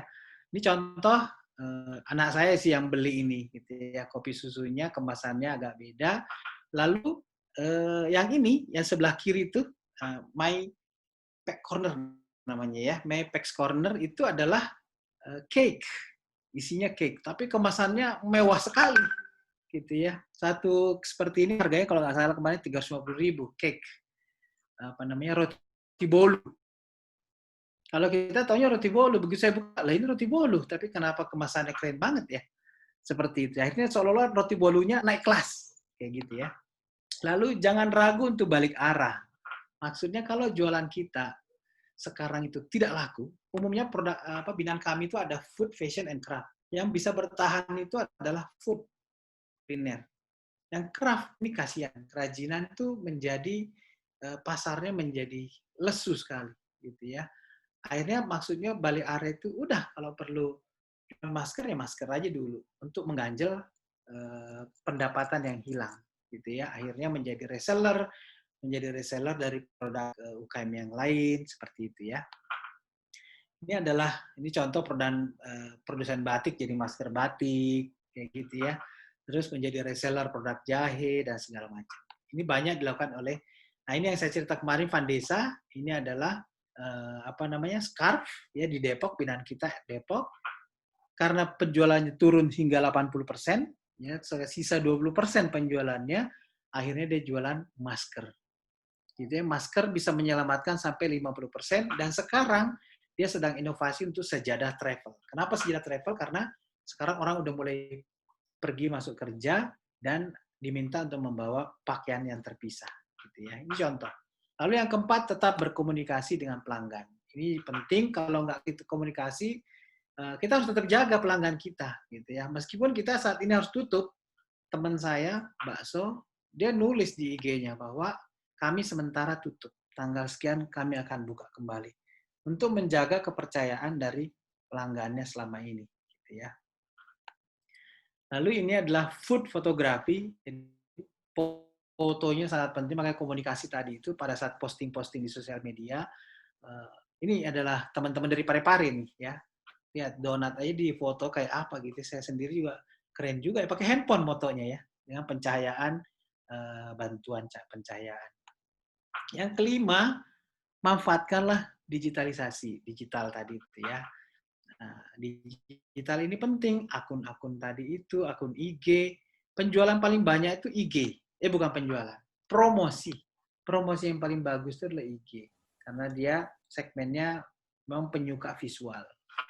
Kalau kita pandai bercerita storytelling, buatlah storytelling di Facebook. Itu bagus. Atau caption dari IG tadi itu menggunakan cerita-cerita tadi itu.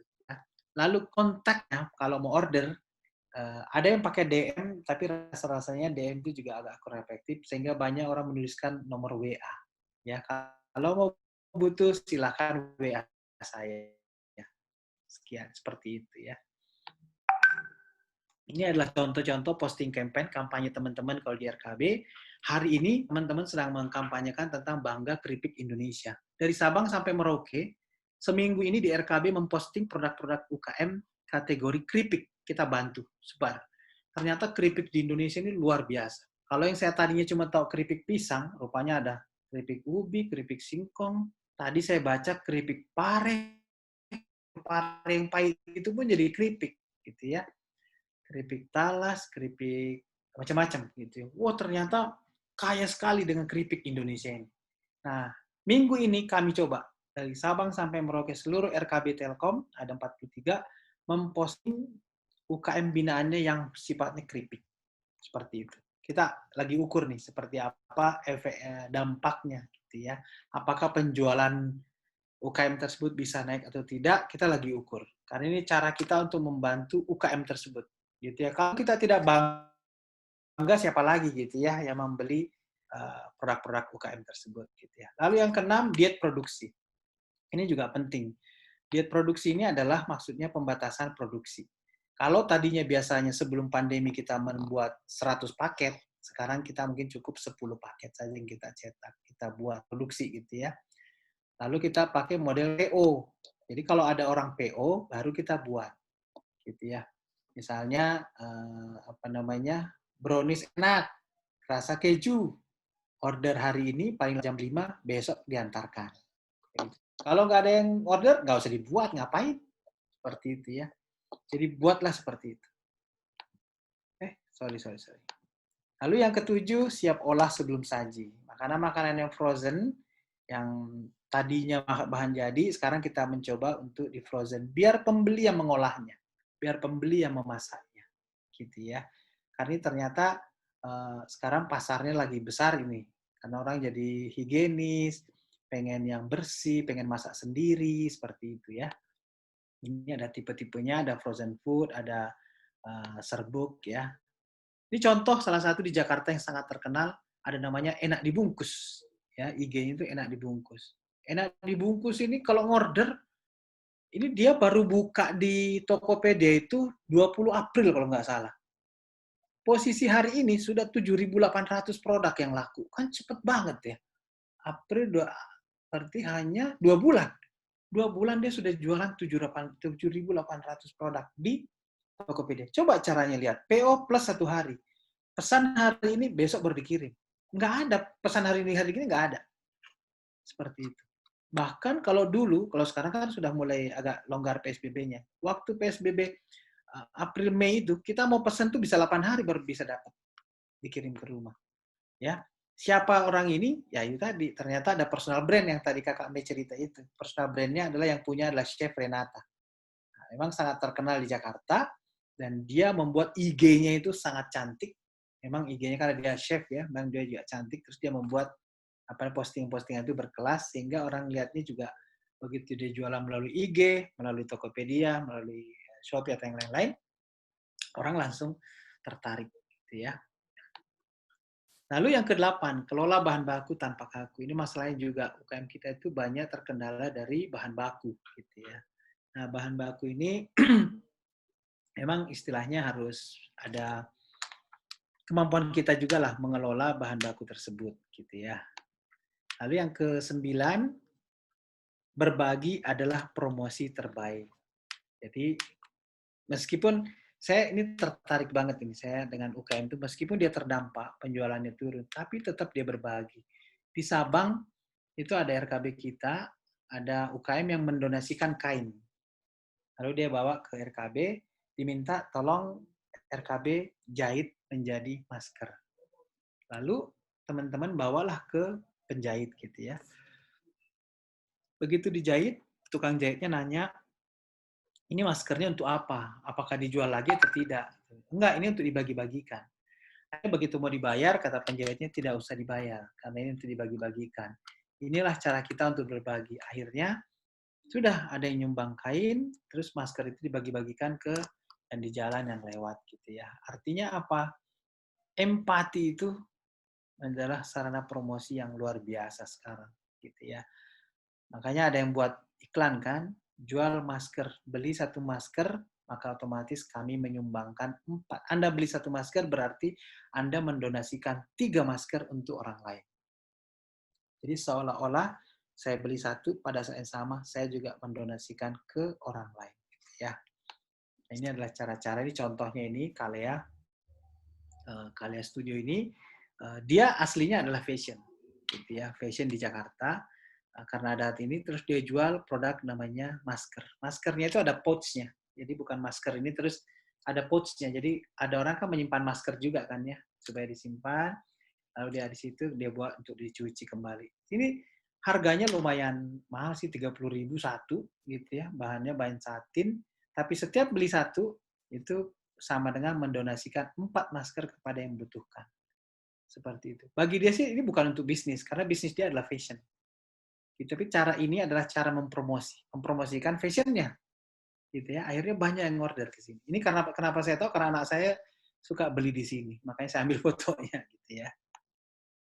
Yang 10, rajin-rajinlah cek saldo. Ini juga penting karena keuangan itu harus sehat ya. Lalu yang terakhir adalah sempatkan untuk menjualan berbagi tips ke pembeli kita. Ya, tips-tips itu penting. Tips cara masak, kalau kita jualan masakan ya nggak apa-apa dong. Ada orang yang takut mengeluarkan rahasia resepnya. Ya, karena takut ditiru. Tapi saya mikir-mikir, saya selalu nanya ke orang tua saya, apa sih yang membedakan masakan dengan masakan yang satu? Resep boleh sama, tapi rasa bisa beda. Kenapa? Karena ada kalimat garam secukupnya. Secukupnya itu yang membedakan. Secukupnya itu apakah 1 jumput atau 1 sendok atau seperti apa? Karena kalimat secukupnya, gitu ya. Nah, ini adalah contoh tips-tips di RKB yang kami bagi-bagikan ke UKM binaan. Ini contoh gitu ya, ada siasat jitu, kayak gitu ya. Ini banyak disuka oleh UKM-UKM kami. Mungkin itu materi terakhir dari saya untuk hari ini, 2 hari ini. Kalau ada pertanyaan, boleh, silahkan. Baik Pak Sabri, terima kasih. Materinya ini sangat padat sekali Pak. Iya Pak, ini saya ada pertanyaan lagi nih Pak. Jadi kita sudah belajar membangun ide, terus mengeksekusi, terus bagaimana memarketkan. Nah biasanya tuh yang pebisnis-pebisnis yang usianya masih muda, dia lupa kalau pada saat kita berbisnis itu ada namanya badan hukum gitu Pak, yang harus kita urus. Nah itu biasanya para pebisnis tidak bisa membedakan dia tergolong dalam apa gitu, dia apakah usaha sendiri atau dia masuk dalam koperasi atau bagaimana gitu Pak. Ya, ya. Oke, makasih Kak Kama. Ini pertanyaan sangat bagus. Jadi pada saat kapan kita buat badan usaha atau badan hukumnya ya? Kalau misalnya saya memulai bisnis sendiri, saya sendiri dan saya berhitung. Kalau saya sendiri, maka saya butuh modal berapa? Kalau saya lihat modal saya masih bisa, atau saya bisa pinjam ke bank, ya sudah, saya cukup menjalankan sendiri. Apakah CV atau UD atau firma, maka itu yang bisa saya buat, karena itu bisa sendiri. Tapi kalau misalnya perusahaan saya ini akan membesar, semakin lama akan semakin besar, lalu modalnya sebaiknya juga saya bagi, saya butuh pemodal dari luar, maka tidak ada salahnya saya menggunakan badan hukumnya PT, gitu ya. PT itu membedakan dengan CV. Ini saya juga belajar di Google ya, karena saya bukan ahli di sana. Yang membedakan itu salah satunya adalah ini. Kalau PT, aset pribadi dengan aset perusahaan itu dibedakan. Gitu ya. Tapi harus ada pesetoran modal kalau bikin PT. Gitu. Ada modal, ada penyertaan modal di situ. Dan Kementerian Hukum dan HAM selalu mengecek di situ. Kalau bikin PT, berapa modal awalnya? 300 juta, dia akan cari 300 juta itu benar apa enggak. Dalam bentuk rekening. Ya, mungkin ya meskipun sementara 300 juta, ya udah modal awal 300 juta. Pembagian sahamnya seperti apa? Kalau di situ ada 5 orang, sebagai PT pendiri ini, 5 orang itu yang komisaris siapa, yang direktur siapa. Itu harus jelas. Lalu pembagian porsi sahamnya seperti apa. Gitu ya. Nah, ini juga sangat penting karena PT itu kalau udah diatur seperti itu, maka orang-orangnya juga harus komitmen, jangan sampai ada yang pinjam nama dan segala macam. Karena di kemudian hari bisa menjadi masalah hukum. Gitu ya. Itu bisa menjadi masalah hukum. Lalu kalau CV tadi itu aset pribadi itu masuk. Kalau CV saya bermasalah, punya utang, maka aset saya bisa disita. Nah, seperti itu. Karena dia adalah tergantung sama saya. CV ya. Tapi kalau misalnya koperasi, nah yang menarik itu adalah koperasi. Koperasi itu kita berlima atau bersepuluh sudah bisa bikin koperasi. Kita bangun koperasi, ada badan pemeriksa, ada dewan pengurus. Lalu kita punya simpanan wajib.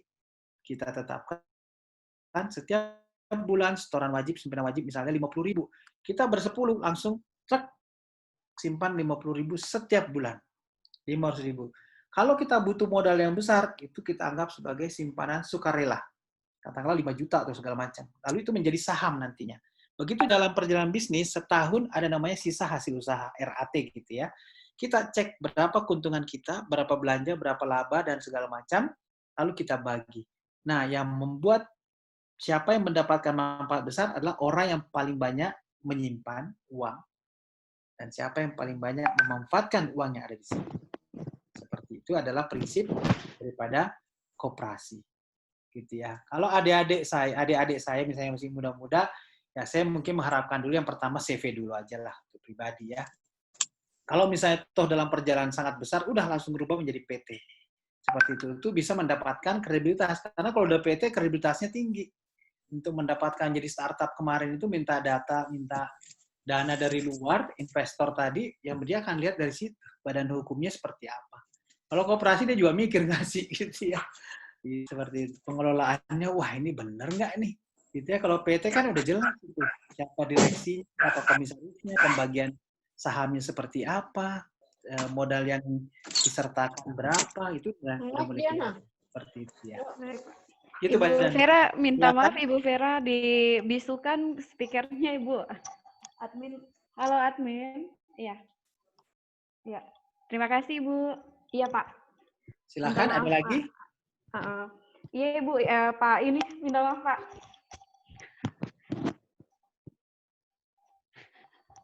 Ada lagi iya Pak Sabri, masih ada lagi pertanyaan ini, sepertinya pertanyaan terakhir. Oke. Oh iya, betul. Nah, itu kemarin kan kita ada namanya Brownie Sagu. Jadi produk mama-mama Papua yang dibantu RKB Telkom di Manokwari. Perubahan packagingnya menjadi lebih bagus dan lebih menarik begitu Pak. Nah, kalau dari tanggapan Pak Sabri atau tanggapan Pak Sabri pada saat proses pengubahan brandnya, pengubahan packagingnya itu gimana Pak? Terus apakah misalnya teman-teman di sini ada yang ingin dibantu sama Rumah Kreatif BUMN, itu bagaimana caranya Pak? Iya, kasih Kakak Mei. Kemarin yang bawa ke sana Pak Budiarto ya. Iya benar. Pak Budiarto bisa cerita sedikit? Halo Pak Budiarto. Ya Pak, siapa? Silakan cerita sedikit bagaimana proses membuat kemasan brownie sagu kemarin. Ini supaya bisa menginspirasi kakak-kakak yang lain ya. Betapa pentingnya kemasan gitu ya. Silakan. Ya, Kakak Mei yang tanya siapa tadi ya? Nggak apa-apa nih dulu. Memang kita waktu itu diskusi sama Kakak Michael ya, waktu mulai acara di Pancoran itu, terus Kakak Michael bilang saya punya produk seperti ini. Akhirnya kita sering jabri-jabrian. Bisa nggak dibantu desain gitu ya. Terus kita coba untuk desain beberapa kali revisi juga. Oh ini nggak kurang bagus. ini nggak setuju, misalnya bolak-balik beberapa kali, akhirnya kita coba seperti itu. Ya terus saya juga waktu itu kaget kok ukurannya kecil gitu loh. Kalau nggak salah 10 kali 18 apa ya. Kalau brownies di sini rata-rata kan panjangnya bisa 30 cm ya. Tapi tapi ternyata saya bilang kok jadi unik juga ya. Ada produk seperti ini yang nggak kebayang. Saya bilang itu unik ya. Yang tadinya saya pikir ini kok ukurannya tidak seperti yang ukuran-ukuran di Jawa gitu ya. Misalnya tuh 13 kali 30 cm, terus tebelnya misalnya 5 cm atau 4 cm. Ini kok kecil, tapi begitu dipegang di tangan kayak HP tapi tinggi gitu ya. Ternyata bagus gitu loh. Nah, terus waktu itu Kakak Michael ya, kebetulan saya bawa ke Sorong waktu itu, tapi ya itulah itu contoh ya, contoh yang dilakukan RKB terhadap teman-teman UKM di seluruh Indonesia ya, kita dari Sabang sampai Merauke, mungkin salah satunya itu ya yang bisa kami bantu, mungkin itu sih sementara Pak Sabri. Ya, makasih David. Nah, tentang kemasan ini juga ada pemilihan warna yang menentukan ya. Ini kenapa saya nggak bisa stop share di sini ya? Kenapa ya? Di mana salah saya? Sorry. Saya mau keluar dulu soalnya. Biar keluar di sini. Ini nggak apa-apa. Jadi kemasan itu juga warna menentukan. Kayak tadi Pak Budi cerita itu tidak langsung sekali jadi. Jadi komunikasi dulu dengan UKM-nya, kira-kira target pasarnya siapa. Kalau misalnya premium, maka warna-warna premium yang kita pakai. Warna premium itu apa? Warna hitam, warna emas, itu warna-warna premium. Kalau umumnya untuk makanan, maka kemasannya itu adalah umumnya kuning, merah, mengandung kuning, mengandung merah, dan putih gitu ya. Kita mengurangi hal-hal yang hitam atau coklat. Tapi begitu premium, pasti beda. Mengapa premium? Karena tadi juga Pak Budi ngeliat, ukurannya kok kecil. Bisa jadi dengan ukuran kecil itu menjadi unik. Unik itu artinya berarti kalau ada sagu di sana rata-rata harga satu brownie sagu itu misalnya 10.000, kalau kita jual ini 40.000 kan menjadi premium tuh. Jadi umumnya di sana harga misalnya gitu ya, brownie sagu itu adalah 10 atau 20.000, ini harga pasaran. Tapi yang kita tawarkan ini harganya 40.000, maka otomatis dia menjadi premium. Kalau dia premium, berarti kemasannya kita buat warna-warna yang mendekati ke premium. Gitu ya. Jadi kalau makanan, kayak saya bilang tadi, warna itu sangat penting ya. Kuning dan merah itu adalah perangsang untuk nafsu makan. Jadi warna itu sangat penting dalam kemasan. Jadi tidak boleh sembarang, saya pokoknya sukanya warna biru. Set. Biru itu adalah identik dengan kekenyangan. Jadi makanya kalau makanan dibungkus dengan biru, cenderung akan kurang diminati orang. Karena baru melihat warnanya saja kita udah kenyang gitu ya. Beda kalau air itu, air mineral, dia cenderung ke biru toska, hijau toska, karena mengenyangkan. Air itu kan mengenyangkan. Kita minum sedikit air udah kenyang. Tapi kalau misalnya makanan kita jadikan semua sampulnya biru, siap-siap deh. Orang matanya kita itu meliriknya bahwa kita sudah kenyang, belum makan sudah kenyang. Maka bisa-bisa penjualan kita juga tidak terlalu banyak. Jadi ada ilmunya lagi kalau kemasan ini sebenarnya ya. Jadi ada paketnya lagi gitu. Maksudnya ada materinya lagi khusus bagaimana sih membuat kemasan. Fontnya seperti apa? Font itu harus bisa dibaca. Jangan sampai terlalu mewah, terlalu megah font-fontnya tapi malah tidak bisa kebaca. Nah itu. Jadi apa yang dilakukan oleh Pak Budi dengan teman-teman di sana, itu komunikasinya juga cukup lama. Karena kita kan tidak di sana, kita tidak tahu perilaku pasarnya. Kayaknya Kakak Michael yang di sana mungkin lebih tahu. Atau sudah ada pesaingkah? Sudah ada. Seperti apa mereka kemasannya? Kita harus lihat gitu ya. Kalau mereka kecenderungannya misalnya menggunakan warna yang gelap, kita jangan gelap juga. Karena kalau gelap, nanti ini kita ya, sama dengan mereka. Kita buat agak sedikit terang. Ada warna emas yang kita tonjolkan di situ misalnya gitu. Jadi supaya punya kita menjadi beda. Nah, itu kemasan itu fungsinya salah satunya di situ. Makanya dia menjadi kemasan itu adalah silent salesman. Dia adalah salesman yang diam. Karena begitu disimpan di rak supermarket, ya toko-toko itu kan ada rak tuh. Disimpan di situ berjejer, kan dia tidak ngomong. Tapi pembeli bisa tertarik dengan melihat kemasannya. Wah, ini lebih bagus. Saya ambil. Oh, ini saya percaya lebih bersih. Saya ambil. Oh, ini lebih sehat. Saya ambil. Seperti itu. Ya, mungkin itu Kakak Mei. Nah, kalau misalnya bagaimana mau dibantu, ya kita sih insya Allah kalau mendesain, silahkan. Di sini ada Kakak Dea, misalnya di Merauke. Ada Kakak Manokwari ada kan ya? Dari Manokwari bisa gitu ya. Kalau di Manokwari siapa Pak Budi teman kita? Yang hadir, Hengki ya? yang hadir Meldi ya, Meldi sama Meldi. Nah, Bang Meldi, Kakak Meldi di Manokwari. Terus yang dari Sorong nggak ada ya? Nggak hadir ya? Ada, kebetulan RKB kita itu yang aktif itu adalah Merauke, Sorong, dan Manokwari. Ya Pak Budi ya? Iya Pak. Papua. Nah itu silahkan dimanfaatkan, silahkan datang ke sana, ngobrol-ngobrol. Mungkin ada hal-hal yang bisa kita berbagi, bisa hal-hal yang kita kerjasamakan seperti itu. Silakan Kakak Mei, waktunya pas jam 3. Wah, ini luar biasa. Pak, terima kasih banyak Pak Sabri. Saya mohon maaf, materinya saya sengaja padatkan supaya kalau biasa kan ini 4 hari ini. Ini saya sengaja Pak. padatkan, mudah-mudahan. Kita bersyukur sekali Bapak mau menyempatkan waktu membagi ilmu yang sangat berguna buat kita, teman-teman yang mau berbisnis. Ya teman-teman, kurang lebih sudah 2 hari kita sama-sama dengan Pak Sabri, Pak Budi, dan teman-teman dari RKB. Dan kita udah banyak belajar, semoga pelajaran yang kita terima ini, materi yang kita terima ini bisa bermanfaat untuk bisnis kita masing-masing.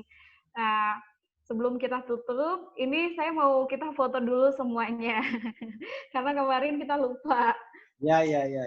Ini pesertanya berapa semua Kakak Mei? Ini hari ini 31, Pak. 31 ya? Iya. Oke. Mantap. Pak, screen-nya boleh ditutup, Pak? Minta maaf. Ya, makanya saya mau, ini malah kok nggak bisa ya? Saya mau tutup screen malah, udah bisa ya? Sudah, Pak, iya.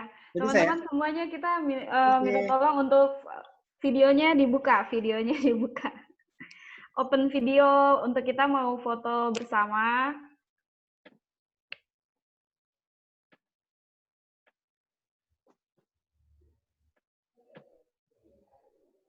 Sudah semua kan? Belum semua, belum videonya terbuka semua. Sebentar ya. Kenapa, Kakak? Tidak foto ulang. Soalnya kita bareng jadi. Kita belum foto, Kakak. Pak Budi. Oke. Halo. Kakak